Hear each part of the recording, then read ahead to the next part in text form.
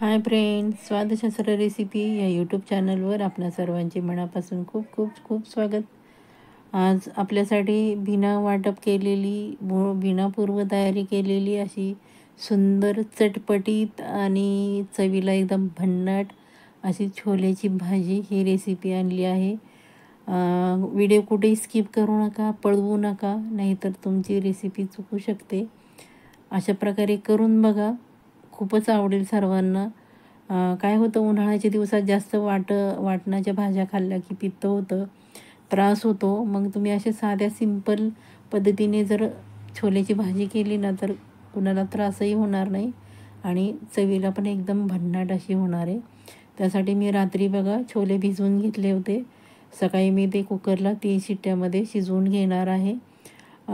Cooker थंड होतोय तोपर्यंत आपण कढईमध्ये तेल टाकलं. तेल छान तापलं की त्यामध्ये मोहरी टाकायची आहे. सर्वप्रथम मोहरी टाकायची असते आणि नंतर जिरे टाकायचे असतात. म्हणजे मोहरी छान तडतडली जाते, नाही तर ती मोहरी दाताखाली आली की चांगली लागत नाही. त्यानंतर कांदा भरपूर टाकायचा आहे, कारण आपण यामध्ये वाटण वगैरे काही टाकणार नाही आहोत. छान असा कांदा परतून घ्यायचा आहे. सोनेरी रंग येईपर्यंत खूप सुंदर अशी होणार आहे. चॅनलवर नवीन असाल तर चॅनलला सबस्क्राईब करा, बेल आयकन प्रेस करा. हे बघा, अशा प्रकारे माझ्याकडे लसूण आणि आल्याची पेस्ट होती तयार केलेली, ते मी टाकली आहे. तुमच्याकडे नसेल तर तुम्ही लसूण चिरून टाकू शकता किंवा ठेचूनसुद्धा टाकू शकता, त्याने पण सुंदर भाजीला चव येते. त्यानंतर बारीक चिरलेला टॉमॅटो एक टाकला आहे आणि छान असं आपण परतून घेणार आहोत. त्यानंतर कोथिंबीर भरपूर अशी टाकायची. कोथिंबिरीने पण खूप छान स्वाद येतो आणि छान असं आपण परतून घ्यायचं आहे सर्व. खूप सुंदर आणि चवीला एकदम भन्नाट असे आपले छोले तयार होणार आहेत. त्यानंतर आपण त्यामध्ये हळद टाकायची आहे. हळद आपल्या तब्येतीला पण चांगली असते आणि रंग पण छान येतो.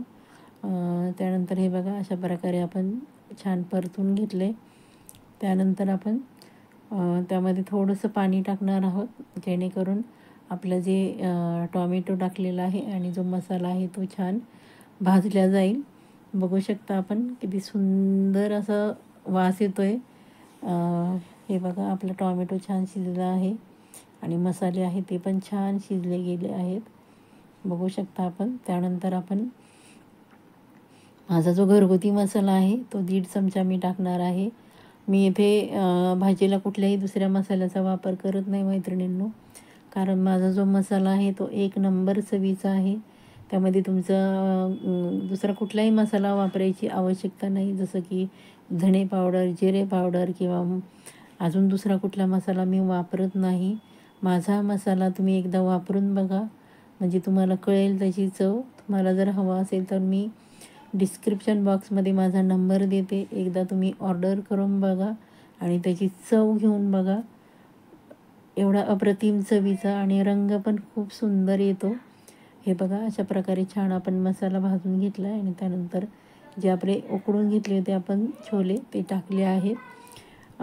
चवीप्रमाणे आपण त्यामध्ये मीठ टाकणार आहोत आणि जे छोले आहेत त्यातले थोडेसे छोले मी मिक्सरमध्ये थोडेसे जाडसर फिरवून घेतले होते, ते आपण त्यामध्ये टाकणार आहोत, कारण त्याने छान असं घट्टसरपणा येणार आहे.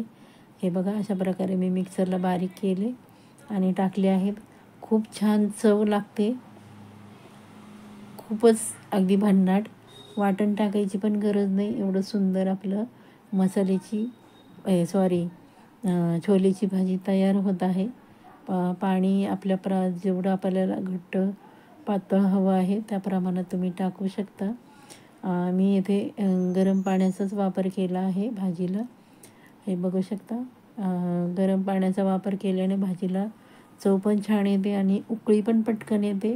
तुम्ही एकदा वापरून बघा, गरम पाण्याची भाजी आणि थंड पाणी टाकलेली भाजीमध्ये खरंच फरक वाटतो. अशा प्रकारे बघा हलवून घ्यायचं आहे. त्यानंतर शिजवून घेतली मी, शिजलेलीच होती. हे बघा किती सुंदर आपली छोल्याची भाजी तयार झाली आहे. ती तुम्ही भाकरीबरोबर खाऊ शकता, नानबरोबर खाऊ शकता, पुरीबरोबर खाऊ शकता किंवा भाताबरोबर खाऊ शकता. छान अशी वरून कोथिंबीर टाकली आहे. तुम्हाला मी बाउलमध्ये सर्व करून दाखवते. बघा किती सुंदर कलर आला आहे. बघा कुठल्याही दुसऱ्या मसाल्याचा वापर नाही तरीसुद्धा कलर खूप छान. आणि महत्त्वाचं म्हणजे कलर नाही, फक्त कलरच नाही, चव पण एकदम अप्रतिम आहे.